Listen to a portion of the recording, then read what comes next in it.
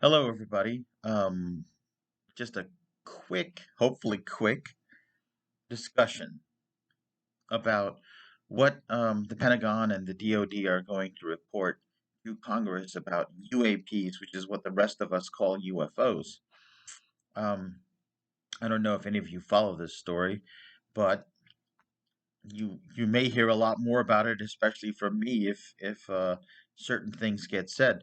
But basically, a report was requested by members of Congress about these increasing, I'm just going to call them UFO sightings over military bases and aircraft carriers and things like that.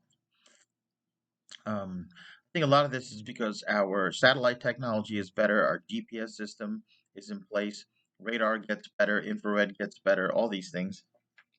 And some of the footage has been leaked, multiple bits of footage. And beyond that, let's take a look at this. I think a lot of the low quality stuff we're seeing is the stuff that's declassified and leaked. I think they have very high quality information that they're not releasing because, well, you don't do that with a lot of high quality information, detailed information. They can reveal classified information that could be used to gain a military advantage. In other words, providing intelligence to potentially hostile militaries overseas. So, but the professional debunkers, the so-called skeptics are out there. I don't think they're real skeptics because skepsis means to look. And many of these skeptics actually don't look at the data or they don't look at all of the data and they start with a preconceived notion before they look. A skeptic is actually supposed to look and then try to come up with theories and conclusions, interpretations. In other words, if you have an interpretation and if you have a conclusion and then an interpretation and then you observe, you're not a skeptic. You're a professional debunker, and that's who's talking. And what they're saying, here are some things I'm hearing. They're like, well, these could just be drones. Fascinating, fascinating. Just drones. It's like saying these could just be the highest technology ever possible that completely confounds our military capacities because any drone capable of following an F-14 fighter and an aircraft carrier task force, because remember, an aircraft carrier is never out there just by itself. It's got multiple warships and destroyers, and it's got submarines, it's got satellites that track it and interact with it. It is probably the biggest, most massive cluster of military assets invented in the history of mankind. All right. Because a fighter jet can go off on a lone mission, an aircraft carrier never goes off on a lone mission. It has to be accompanied by support ships, warships, ships to protect it from other ships, submarines, anti submarine ships. Uh, it's always in contact with ground radar. It's always in contact with satellites. Sometimes the satellites relate to the ground bases. You're not talking about something anything is allowed to fly near. One of my jokes, and I don't think I'm too far off, is that I don't think seagulls are allowed to fart near an aircraft carrier without somebody somewhere knowing it and having a report on it. Okay, so anything, anything that is not natural. First of all, no natural thing follows an F-14 Tomcat. No natural thing tracks an aircraft carrier, right? If it's a out in the deep waters, it's not going to be seals. If it's a whale, if it's a bird, well, it doesn't interact that much with it. You can land on it, but there are no birds that track aircraft carriers at the speeds reported, which are comparable or in excess of what our high performance airplanes can do. Right? There is nothing normal about that. One debunker on Russian TV, he said, well, interesting things happen around because these things also tend to cluster around nuclear bases. Mind you, the eyewitness reports that are using infrared radar visual confirmation all at once from multiple sources, from both the air and either on the ground or on the aircraft carrier, are reporting that these events happen daily for years. They're replicable, they're repeatable, they're predictable. Predictable in the sense that they always appear around military things like aircraft carriers and anything involving nuclear assets. I'm not talking about nuclear fuel here. I'm talking about nuclear weapons, launch facilities, weapons facilities, things of that nature, right? So there is there are no such things as just drones around these things. Any drone flying near there would be intercepted, shot down. I believe it's probably a federal crime to take your drone and fly it, you know, towards a nuclear weapons facility. All right, let's not kid ourselves. Um, something that I heard this debunker say was, well, they're not exhibiting any extraordinary flight characteristics, which apparently the pilots, multiple pilots, and their observers and tracking radar from the aircraft carrier ground contradict that. They're like, no, they've reported it. This debunker obviously didn't look at the data.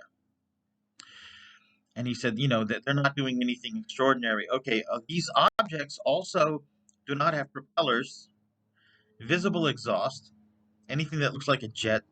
One is spherical, one looks like a pyramid. They don't have wings, they don't have fins and guidance. What we use as guidance systems, aerodynamic guidance, right? You have a wing. On the back of that wing are panels that go up and down and shift to help the plane steer. That there are no wings, there are no tails, there are no fins, there are no panels, there's no exhaust. There's no what looks like any kind of rocket exhaust or rocket openings for exhaust. And by the way, a sphere doing any kind of flying is an extraordinary characteristic. A pyramid doing any kind of flying is an extraordinary characteristic. A sphere flying anywhere, let alone near an aircraft carrier or over the ocean, is as incredible, unbelievable, and impossible as me levitating right now in front of this camera for any length of time. Right? Me levitating a millimeter off the ground is just as impossible under current conditions as me levitating 6 miles off the ground. Okay, because I am not an airplane. I do not have rockets, exhaust, wings. Again, I think people are not looking at this data. So, what do I think might happen and what do I hope happens? I think there's a possibility that what I hope might happen. What I want to happen, something that might happen, which is if the military simply says there are things out there that are not natural phenomena, that are not birds, that are not any weather phenomena, ball lightning, swamp gas, any of those things,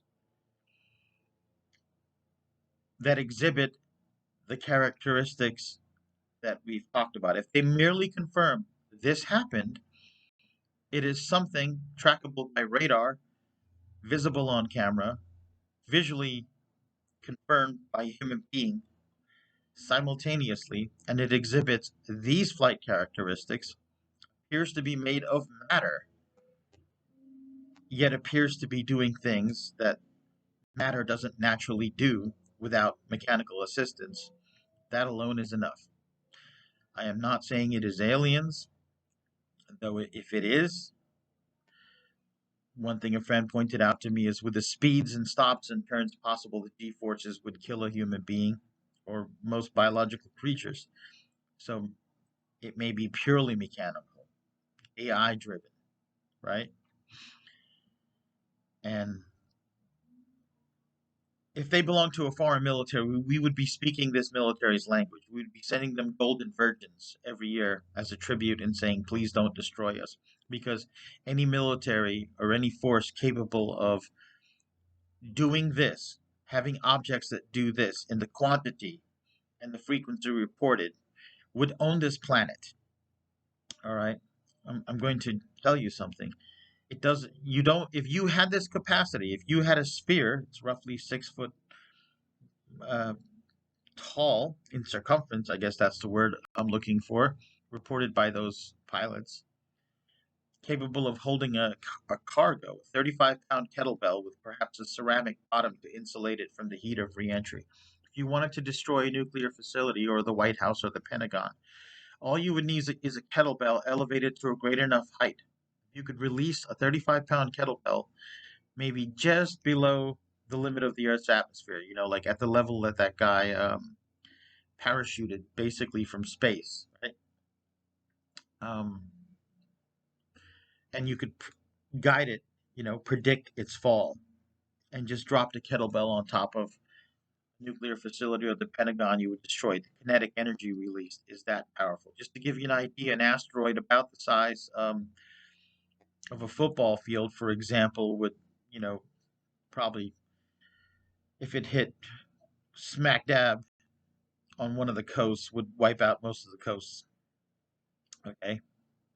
A baseball sized rock traveling at relativistic speeds, say 1% of the speed of light, hitting the Earth would sterilize the Earth and probably shift it out of orbit. You don't need explosives or nukes to be dangerous. You just need a powerful enough propulsion system guided. If you can propel something, guide it, put it in place, and set it in motion, Newton takes over. You don't need quantum level or atomic level uh, intervention. Okay. If they make this disclosure, then the floodgates will open to inquiry. We have a space force now. It needs to justify its existence. It needs to justify its funding. Well, damn it, this is a good thing to do. And I realize people are saying this could be some type of scam merely to fund the space force. Possibly, possibly not. Can't say for sure. I doubt it though, because a lot of this was released before we had a space force. So if Trump knew something and said, let's make a space force to prepare for this, then fine, I will say, hey, you did one good thing. You're a racist, and you probably had sex with one of your daughters. You've said in public you'd bang her. You a neo-Nazi. You're probably a Russian plant. But hey, you did this. Cool. And the DoD reports so far have said this is a global phenomenon. This is not restricted to the United States. Now I know there's a lot of lawn mowing going on, so I think you can hear me. But the minute that it becomes okay to talk about this and investigate this, scientists can actually start asking for funding, investigating this, and finding out what it is. Is it aliens? It may well be. I do not think any foreign military has this capacity. We're the most technologically advanced nation on Earth thus far in terms of flight and military technology, to my knowledge. And so where does that leave us, right? Once we start looking into this, we will unravel things. Right now, everyone's afraid to look at it for fear of ostracism. But I've known all my life there's something to this, right? In the military, they talk about these things happening all the time. Even back when I was in, from 1988 to 1992, the Desert Storm era and pre-Desert Storm era, the very end of the Cold War, right? We've known about this for a long, long time. Okay, people. So, something's out there. I'm not looking for full disclosure. I'm not looking for anyone saying this is aliens or potentially extra dimensional incursions. I'm just saying the minute that we admit and confirm that there are things out there that appear to be physical objects exhibiting these characteristics that reliably and predictably, repeatedly, make incursions near nuclear weapons facilities and very costly military assets, right?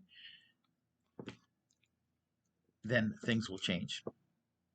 I've heard people say, well, maybe it just means that our pilots are bad at spotting and interpreting things, and that there's a problem with our radar. Folks, we have spent billions and billions to make sure that we don't have problems with our radar. Our radar gets better every year. The F-14 Tomcat pilots are some of the best trained pilots in the world, because aside from doing pilot stuff, they have to do boat stuff. They have to be able to launch and land on boats, and they have to be able to identify targets in ocean conditions and over land. Okay. It is not, they are not naive, untrained individuals. And interesting things, the interesting things happen over nuclear assets. We pay billions of dollars to make sure none of that happens. If we admit this, if someone admits this, we probably need to fire most of the DOD, all of Pensacola, Florida, and say, you have not informed us of this incredibly, potentially deadly threat to the United States and the world.